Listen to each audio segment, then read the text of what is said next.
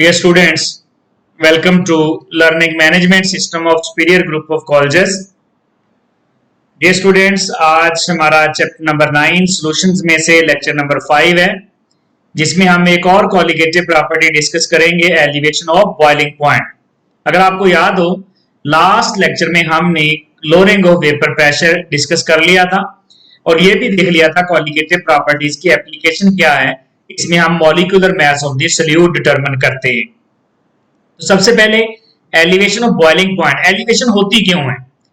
Actually जब हम किसी सॉल्वेंट में नॉन वोलेटाइल सॉल्यूट ऐड करते हैं तो सॉल्वेंट और सॉल्यूट की आपस की अट्रैक्शन की वजह से उसका वेपर प्रेशर कम हो जाता है और उसके वेपर प्रेशर के कम होने की वजह से बॉइलिंग पॉइंट ज्यादा हो जाता है। बॉइलिंग पॉइंट होता क्या है? बॉइलिंग पॉइंट होता है जब वेपर प्रेशर और एक्सटर्नल प्रेशर इक्वल आ जाते हैं तो वो जो टेम्परेचर होता है that is called boiling point. जितना वेपर प्रेशर कम होता जाएगा बॉइलिंग पॉइंट उतना ही ज्यादा होता जाएगा। अगर हम इसी बात को ग्राफिकली भी देख लें, ग्राफिकली एक्सप्लेन कर लें, तो ये हमारे पास है प्योर सॉल्वेंट।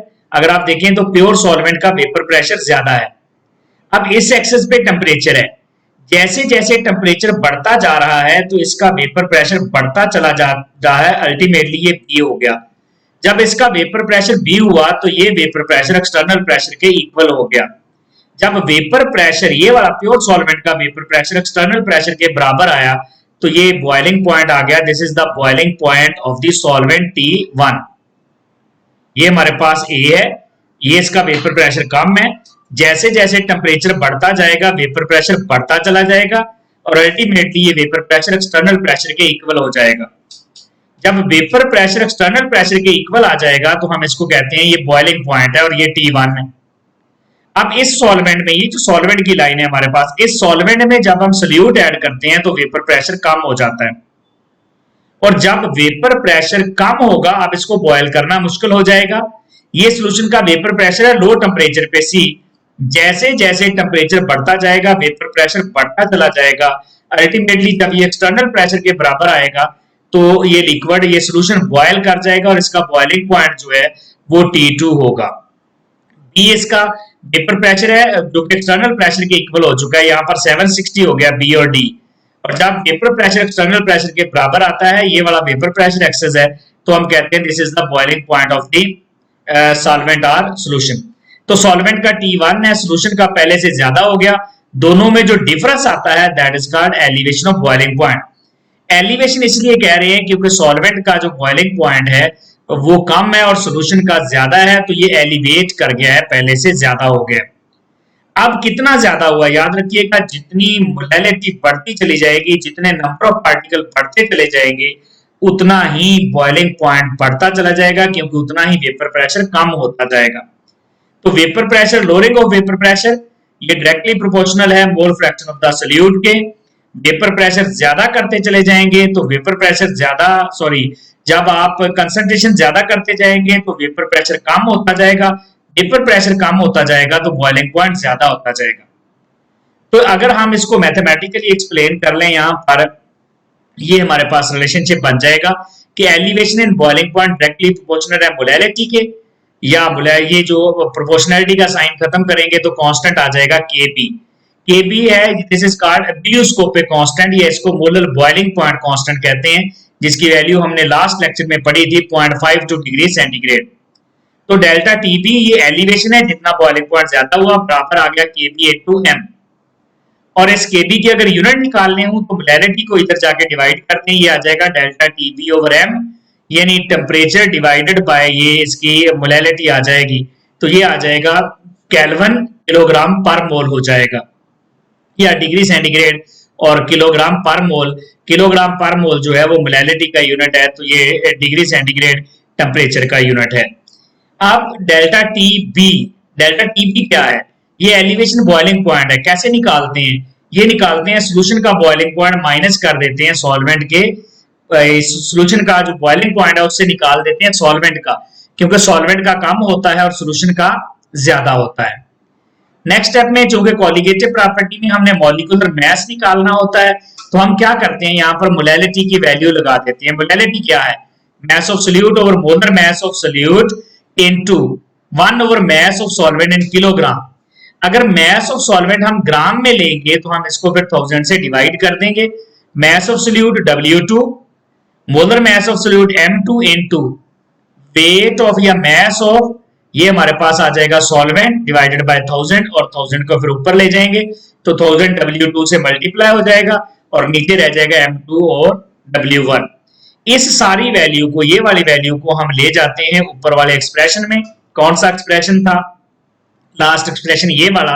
यहां पर हम m की वैल्यू, मोलैरिटी की वैल्यू लगा देते हैं तो ये आ जाएगा delta TB is equal to KB, ये मोलैरिटी की वैल्यू आ जाएगी। हमने फाइंड क्या करना होता है, हम कोलिगेटिव प्रॉपर्टी से मॉलिक्यूलर मास ऑफ सोल्यूट यानी M2 निकालते हैं तो ये डेल्टा TB इधर आके डिवाइड हो जाएगा। इस तरह हमें मॉलिक्यूलर मास निकालने के लिए, ये तो कांस्टेंट है KB, वाटर के लिए 0.52, W2 this is the weight of the solute, जितना आपने सोल्यूट डिसॉल्व किया, डेल्टा TB जितना बॉइलिंग पॉइंट पड़ा, चेंज लगानी है 1000 divided by weight of solvent, जितने सॉल्वेंट में आपने सोल्यूट डिसॉल्व किया था तो हमारे पास मॉलिक्यूलर मास ऑफ सोल्यूट आ जाएगा। निकालने के लिए जो मॉलिक्यूलर मास ऑफ सोल्यूट है वो हम मेथड यूज करते हैं लैंड्स-बर्जर मेथड। और लैंड्स-बर्जर मेथड में जो हमारे पास अपरेटस है उसके 4 मेजर पार्ट होते हैं। एक इनर ट्यूब होती है with a hole in its side, this tube is graduated.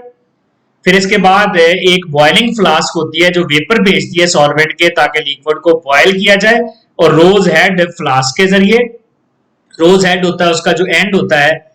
और फिर तीसरे नंबर पे हमारे पास होता है आउटर ट्यूब, जो हमारे पास जैकेट होती है वो रिसीव करती है हॉट वेपर्स को, और लास्ट में एक हमारे पास जो है ये आउटर ट्यूब रिसीव करती है, आउटर ट्यूब सॉल्वेंट वेपर्स को, कहां से आ रहे हैं, coming from the side hole of the inner tube.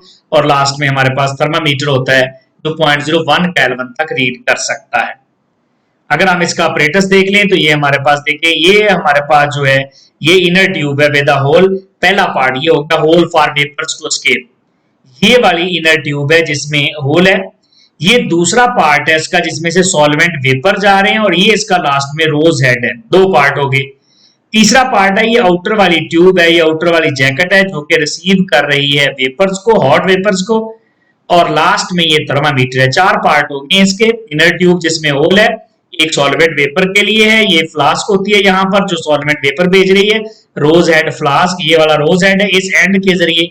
फिर हमारे पास आउटर जैकेट है और फिर बैकमैन थर्मामीटर है।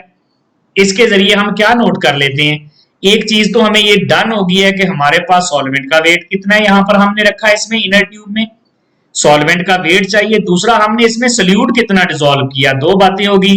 और तीसरा हमें पता चल गया टेम्परेचर में चेंज कितना आया।